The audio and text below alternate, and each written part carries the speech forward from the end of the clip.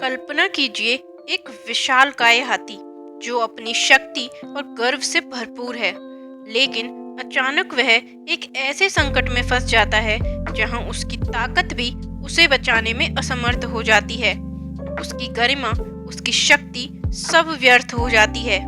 और तब जब वह अपनी नश्वरता को स्वीकार करता है, वह पूर्ण समर्पण के साथ भगवान को पुकारता है। यही वह क्षण था जब स्वयं भगवान विष्णु ने उसके उद्धार के लिए दौड़ लगा दी। यह कहानी केवल एक हाथी की मुक्ति की ही नहीं, बल्कि अहंकार से आत्मसमर्पण तक की यात्रा की है। तो बने रहिए इस रहस्यमयी कथा को सुनने के लिए हमारे साथ वीडियो के अंत तक। बहुत समय पहले त्रेता युग में पांड्य देश में एक धर्मपरायण राजा इंद्रद्युम्न का शासन था। वे भगवान विष्णु के अनन्य भक्त थे। उनका अधिकतर समय पूजा पाठ और ध्यान में ही व्यतीत होता था। एक बार राजा इंद्रद्युम्न ध्यान में लीन थे। अचानक वहां महर्षि अगस्त्य आ जाते हैं, लेकिन राजा उन्हें देखने में असमर्थ रहते हैं। तभी महर्षि क्रोधित हो उठते हैं और अपने क्रोधित स्वर में राजा से कहते हैं, राजा इंद्रद्युम्न, तुमने अपने कर्तव्यों का भी भान नहीं।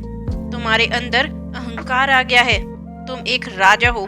तुम्हारा धर्म प्रजा की सेवा करना है, ना कि केवल ध्यान में लीन रहना।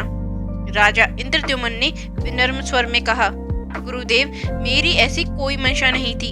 यदि मुझसे कोई भूल हुई हो तो कृपया मुझे क्षमा करें। महर्षि अगस्त्य ने क्रोध में आकर उन्हें श्राप देते हुए कहा, राजा, तुम्हारे अंदर अहंकार आ गया है, इसलिए मैं तुम्हें श्राप देता हूँ कि तुम अगले जन्म में एक गज यानी हाथी के रूप में जन्म लोगे, ताकि तुम्हें अपने बल और घमंड का वास्तविक अर्थ समझ में आ सके। समय बीतता गया और राजा इंद्रद्युम्न अगले जन्म में एक विशाल गजराज के रूप में पैदा हुए। अब चलते हैं कहानी के दूसरे भाग में। बहुत समय पहले त्रिकूट पर्वत पर एक विशाल वन हुआ करता था। वहां एक गजराज, हाथियों का राजा, अपने विशाल परिवार के साथ निवास करता था। इस गजराज का नाम था गजेंद्र। वह अत्यंत पराक्रमी, बलशाली और तेजस्वी था। उसकी गर्जना से वन्य जीव भयभीत हो जाते थे और उसकी उपस्थिति से सारा वन क्षेत्र गूंज उठता था। गजेंद्र की शक्ति अपार थी। जब वह जंगल में चलता था तो बड़े बड़े वृक्ष भी उसके मार्ग से हटने पर विवश हो जाते थे। वह अपनी विशालता पर गर्व करता था और सोचता था कि इस संसार में उससे बड़ा शक्तिशाली कोई और नहीं है। लेकिन उसे इस बात का ज्ञान नहीं था कि हर किसी की शक्ति सीमित होती है और असली बल ईश्वर की शरण में जाने से ही प्राप्त होता है। वह अपनी शक्ति और पराक्रम के कारण ही जंगल का राजा बन गया। सैकड़ों हाथियों का एक विशाल झुंड उसका अनुसरण करता था। गजेंद्र को अपनी शक्ति पर बहुत घमंड था। वह सोचता था कि इस संसार में उसे कोई पराजित नहीं कर सकता। लेकिन विधि का विधान कुछ और ही था। एक दिन गजेंद्र अपने परिवार और साथियों के साथ घूमते हुए एक सुंदर सरोवर के किनारे पहुंचा। गर्मी के कारण सभी हाथी प्यासे थे और पानी में उतरने के लिए आतुर थे। गजेंद्र ने अपनी चिंगार से पूरे वन को गुंजा दिया, सरोवर में उतर गया। उसकी मस्ती और प्रसन्नता का ठिकाना नहीं था। वह अपनी विशाल सूंड से पानी उलीच उलीच कर अपने ऊपर डाल रहा था और कभी अपने साथियों के ऊपर।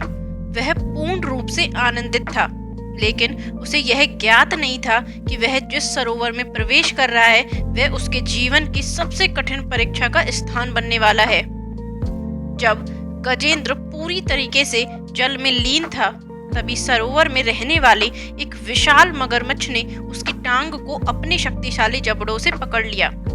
गजेंद्र ने पहले इसे हल्के में लिया और सोचा कि वह अपनी ताकत से इसे छुड़ा सकता है। उसने पूरी शक्ति लगाकर अपनी टांग को खींचने का प्रयास किया, लेकिन मगरमच्छ ने भी अपनी पकड़ और मजबूत कर दी।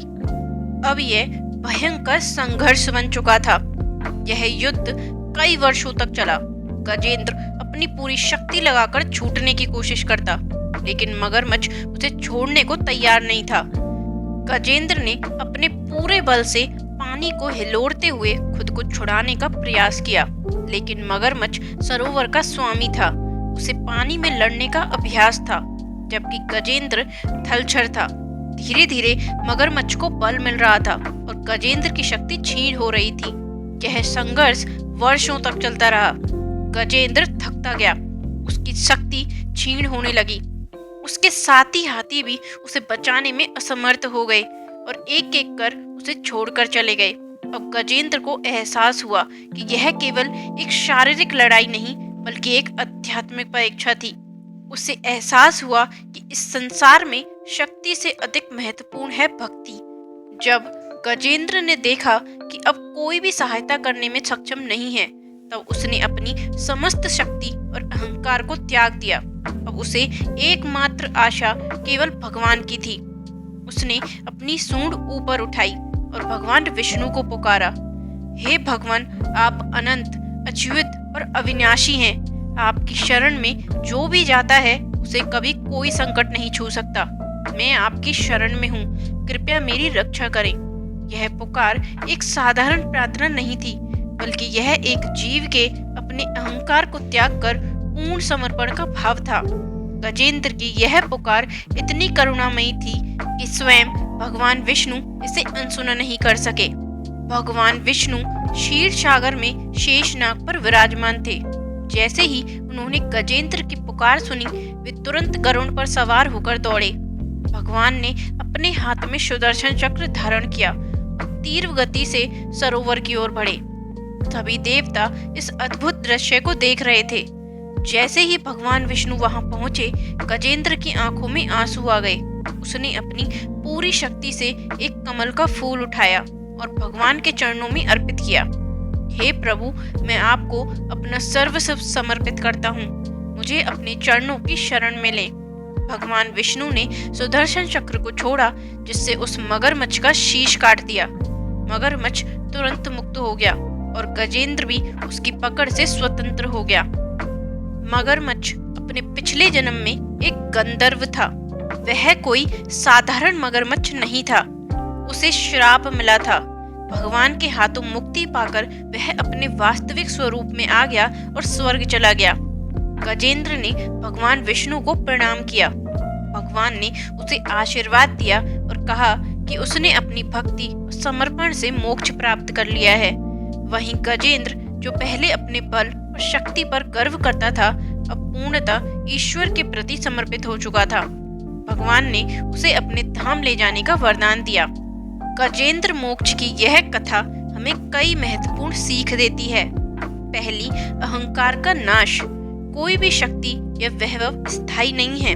सच्चा बल केवल ईश्वर की कृपा से ही संभव है।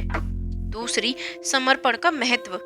जब कोई संपूर्ण भाव से भगवान को पुकारता है तो भगवान स्वयं दौड़े चले आते हैं। तीसरी, संसार की अस्थिरता। संसार में कोई भी चीज स्थायी नहीं है। सुख दुख आते जाते रहते हैं। चौथी, सच्ची भक्ति। जब हम निस्वार्थ भाव से भगवान का स्मरण करते हैं, तब हमें मोक्ष की प्राप्ति होती है। इस संसार में शक्ति, धन और ऐश्वर्य का घमंड क्षणिक होता है। जब हम अहंकार से मुक्त होकर भक्ति और श्रद्धा से भगवान की शरण में जाते हैं, तभी हमें असली मोक्ष की प्राप्ति होती है। तो दोस्तों, यदि जीवन में कठिनाइयां आए तो याद रखिए, गजेंद्र की तरह भगवान की शरण में जाइए, क्योंकि जब सब छोड़ देंगे तब केवल वही सहारा देंगे। अगर आपको यह कथा प्रेरणादायक लगी हो और पसंद आई हो तो इसे लाइक करें और अपने दोस्तों और परिवार के साथ शेयर करें। और हाँ, ऐसे ही रोचक कथाएं सुनने के लिए हमारे चैनल को सब्सक्राइब करना ना भूलें। मिलते हैं एक और अनोखी वीडियो के साथ। जय श्री कृष्णा।